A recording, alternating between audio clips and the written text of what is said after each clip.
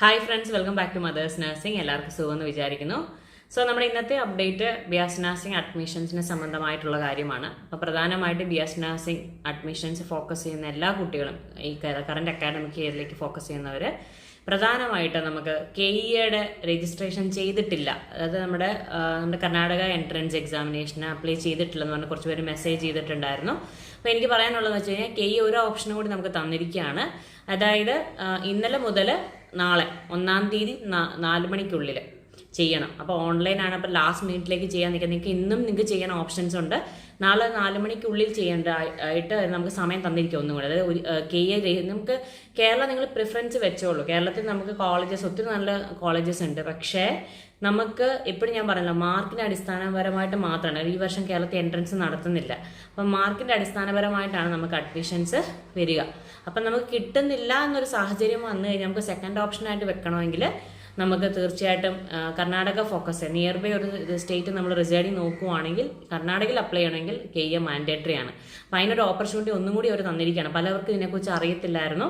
പറഞ്ഞു വന്നപ്പോൾ ഇനിയിപ്പോൾ ചെയ്യാൻ പറ്റത്തില്ലല്ലോ എന്ന് പറഞ്ഞ കുറേ കുട്ടികൾ എനിക്ക് മെസ്സേജ് ചെയ്തിട്ടുണ്ടായിരുന്നു മദേഴ്സ് നഴ്സിംഗിൻ്റെ ഒഫീഷ്യൽ നമ്പറിൽ. അപ്പോൾ ഡെഫിനറ്റ് ആയിട്ട് നിങ്ങൾ KE അപ്ലൈ ചെയ്തിരിക്കണം. നിങ്ങൾ അവിടെ പഠിക്കാതെ നിങ്ങളുടെ ചോയ്സാണ്. പക്ഷേ എന്നിരുന്നാലും നമ്മുടെ ഒരു സേഫ് സോൺ എന്നുള്ളതിൽ അത് അപ്ലൈ ചെയ്തിരിക്കണം. അപ്ലൈ ചെയ്തെന്ന് പറഞ്ഞ കാര്യമില്ല, നമ്മൾ സെൻറ്റേഴ്സ് വെക്കുമ്പോൾ നമുക്ക് പോകാൻ റീച്ചബിൾ ആയിരിക്കണം. എക്സാം അറ്റൻഡ് ചെയ്തിരിക്കണം. അത് ഭയങ്കര ഇതാണ്. അതിൻ്റെ ഒരു മാർക്ക് ബേസ്. ഇപ്പം നമ്മളെന്തെങ്കിലും പർട്ടിക്കുലർലി മെഡിക്കൽ കോളേജസ് ഒക്കെ നമ്മൾ ഫോക്കസ് ചെയ്തിട്ടുണ്ടെങ്കിൽ ഡൊണേഷൻ ഇല്ലാതെ നമുക്ക് കിട്ടാനുള്ളൊരു പോസിബിലിറ്റീസും അതിൻ്റെ അകത്തുണ്ട്.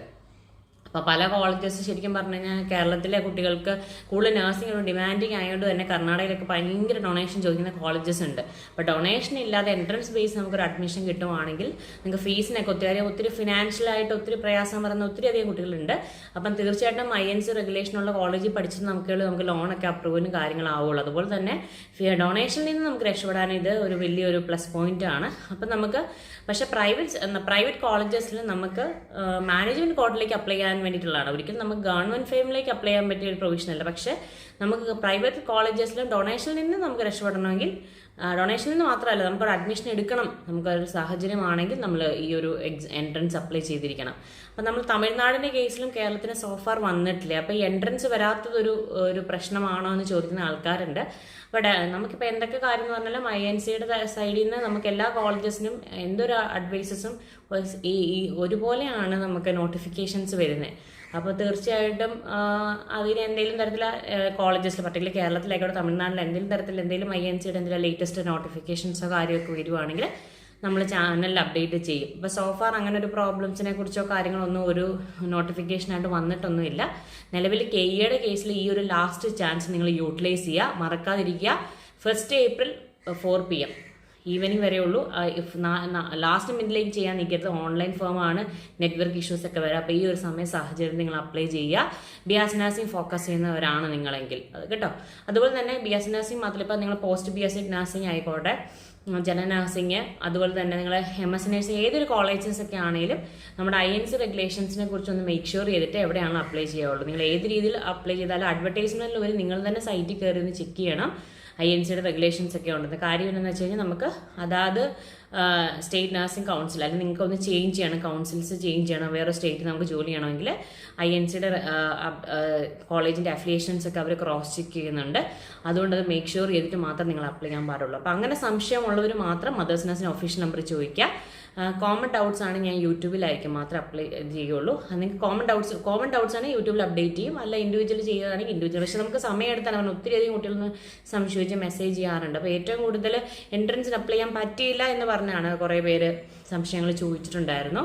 അപ്പോൾ ഈ ഒരു അവസരം നിങ്ങൾ യൂട്ടിലൈസ് ചെയ്യുക പ്രധാനമായിട്ട്. കാര്യം നമുക്ക് പിന്നീട് നമുക്കൊരു നെക്സ്റ്റ് ഓപ്ഷനായിട്ട് നമുക്ക് ചിന്തിക്കണം. ഇപ്പം നമുക്ക് നല്ല മാർക്ക് ഉണ്ടെങ്കിൽ കേരള തന്നെ നോക്കണം. അപ്പോൾ എപ്പോഴും നമുക്ക് തൊട്ടടുത്ത് കിട്ടുന്ന കോളേജ് തന്നെ കിട്ടണം നിർബന്ധം പിടിക്കരുത്. ഇനി കിട്ടിക്കഴിഞ്ഞാൽ നമുക്ക് പ്രധാനമായിട്ട് നമുക്ക് വീടിൻ്റെ അടുത്തുനിന്ന് പോകാൻ പറ്റിയൊക്കെയാണെങ്കിൽ നമുക്ക് ഡേ സ്കോളേഴ്സായിട്ട് പോയി കഴിഞ്ഞാൽ ഒത്തിരി ബെനിഫിറ്റ്സ് ഉണ്ട്. പക്ഷെ നമുക്ക് ഉദ്ദേശിച്ച കോളേജ് തന്നെ കിട്ടണമെന്ന് നമുക്ക് 100% പറയാൻ പറ്റില്ല. ഞാൻ പറഞ്ഞില്ല, ഇത് കംപ്ലീറ്റ്ലി മാർക്ക് ബേസ്ഡ് ആണ്. അപ്പോൾ അതുകൊണ്ട് തന്നെ മാർക്കിൻ്റെ ഒരു ഇൻഫ്ലുവൻസിങ് ബേസിസിലാണ് പോകുന്നതെങ്കിൽ നമുക്ക് അഡ്മിഷൻസും എന്താണ് ടൈറ്റ് ആയിരിക്കും. അപ്പോൾ ഏറ്റവും കൂടുതൽ കുട്ടികൾ അപ്ലൈ ചെയ്യുന്ന ഒരു കോഴ്സ് എന്നുള്ളത് BS നഴ്സിംഗ് തന്നെയാണ്. ഇപ്പോൾ ജനറൽ നഴ്സിങ്ങിനെ കുറിച്ചും ഇപ്പോൾ ഒത്തിരിയധികം ഡൗട്ടുകൾ ചോദിക്കുന്നുണ്ട് കുട്ടികൾ. അപ്പോൾ ജനറൽ നഴ്സിംഗ് ബേസ് ചെയ്തിട്ടൊരു ഡീറ്റെയിൽ വീഡിയോസ് ഞാൻ ചെയ്തിട്ടുണ്ട്. പക്ഷേ കേരളത്തിൻ്റെ അഡ്മിഷൻ പ്രൊസീജിയറിനെ കുറിച്ച് സംശയമുള്ളവർ ചോദിക്കുന്നതിന് ആസ്പദമാക്കി ഞാൻ മറ്റൊരു വീഡിയോയിൽ അപ്ഡേറ്റ് ചെയ്യുന്നതായിരിക്കും. നിലവിൽ ഇപ്പം KEയുടെ ബേസിസിൽ നിങ്ങൾക്ക് പരിചയമായിട്ടുള്ള കുട്ടികൾ ഇപ്പോൾ നഴ്സിംഗ് ഫോക്കസ് ചെയ്യുന്നവരൊക്കെയാണ് ഈ വീഡിയോ ഒന്ന് ഷെയർ ചെയ്യുക. ഒരു ഇൻഫോർമേഷൻ പർപ്പസിന് വേണ്ടി ചെയ്തൊരു വീഡിയോ ആണ്.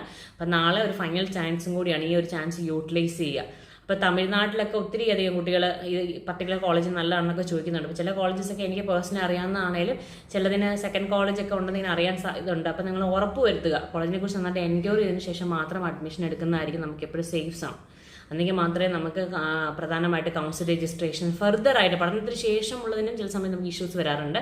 അതുകൊണ്ടാണ് ക്രോസ് ചെക്ക് ചെയ്ത് മേക്ക് ഷുവർ ചെയ്തിട്ട് മാത്രം നമ്മൾ അപ്ലൈ ചെയ്യുക. അപ്പോൾ എനിവേ നഴ്സിംഗ് ബേസ്ഡുള്ള മറ്റൊരു അപ്ഡേഷൻ വീഡിയോ ആയിട്ട് കാണുന്നവരെ ടിൽ ദെൻ താങ്ക് യു.